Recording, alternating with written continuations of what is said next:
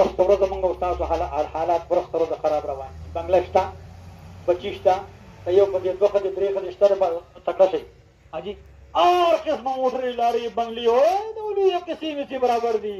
خو چې موستن کېږي نو کله کله څوک خودکشي کوي او څوک چونګ چونګ ګریز خولې ته اچوي او پولیو لاندې مرزونو باندې اخته. ولې اخته یو؟ دا موږ د خپلو مشرانو د ادب بېادبۍ په لحاظ باندې.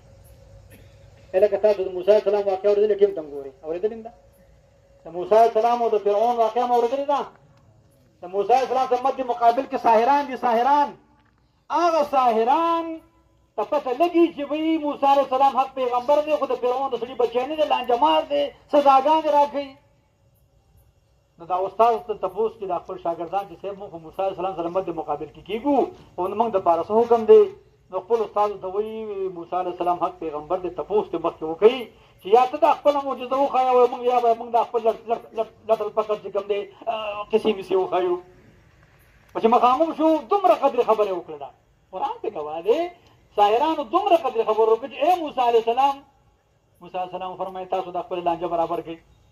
نو بس امسا چې کوم دی وګورئ الله حکم وکړو تلقف دواړې هغه اویا زره چې 1,40,000 ماران چمچماران تېره کړه ته پته ولګېده سمدستي په سجده باندې پرېوته. هلکه دا ایمان اویا زره کسانو ته مشرف شو صرف او صرف د خپل استاد خبره منل او د حضرت موسی علیه السلام د ادب په لحاظ باندې. لکه نه روژې په شکالي نیولې دي، نه جهادونه کړي وو، نه څه په عمرې کړي وي، نه څه نور قسمه. صرف او صرف د یوې خبرې په ضمن کې سجده کې ورته خپل دیدار نصیب کړو. فرعون ورته وایي ښه زما نه بغیر حکم نه تاسو ایمان نه وړو، زما نه خبرې ده به څه څه ده. وایي فقط ما اعتقاد لاس دې آزاد توره دې تېره دا معنی ده. مونږ ته به شیخ صاحب ویل دا معنی ده، معنی نورې د خو هغه به عارفان معنی کوله. وایي فقط وایي دا مقصد شو چې لاس دې آزاد توره دې تېره. دا ملګري په څه باندې او یا زره کسان په یو ټک کې جنت چې کوم دی وارثان ګرځي. دا د ادب په لحاظ ملګرو یاد وساتئ بې حیثیت مسلمانان، بې حیثیت پښتانه راځي چې دا خپله زندګي ښایسته کړو. دقه زندګي ده. دا مور لاړله بچي شته دی، جایداد مثال په طور باندې کورونه مشته دی، انګیان نه مشته دی، ورته برابر دي، بس خبره ختمه. کافر لګیا دی تالیه بجاوي زمونږ او ستاسو حال باندې. د ټولو خبرونه شون او ثمره دا ده چې موږ او تاسو تیارې وکړو او الله را باندې احسان کړی دی. دونه احسان یې کړی دی، دونه مهرباني ده. د دې مهرباني حد نشته، وخت برابر دی، د دې مهرباني حد نشته دی. او موږ او تاسو ته او د امام الانبیاء د جناب محمد رسول الله امت ته رب کائنات بانه طیبه. دا اوس موږ راغلي دي بیبي دپاره بانه ده. دا جمع جرګه ده. امام الانبیاء فرمایي 40 کسه یا 100 کسه ټیم برابر دی. 40 یا 100 کسه وشي یا الله یې بخي الله یې وبخله.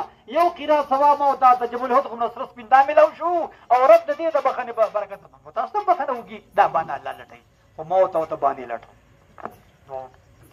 رب کائنات ته بیبي وبخي، سخت صبر احسان کړي، شبید رحمتونو وکړي. ما یو درخواست کړی و د خوار ملا په بانک باندې څو کلمه نه وي هغه معقوله ده که نه.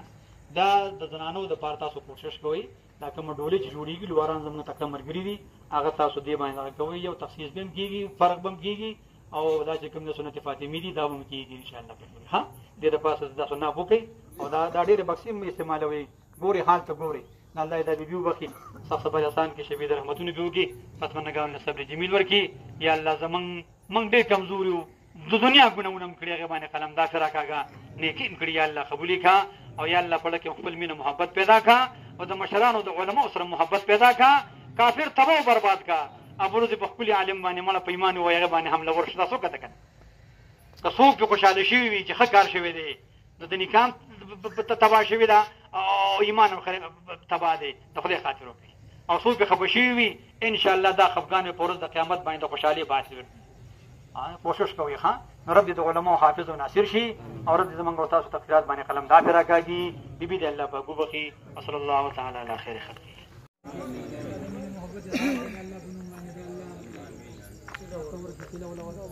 صفونه برابر شو، نیت کوئ. نه تړئ خدای مخکې تړئ.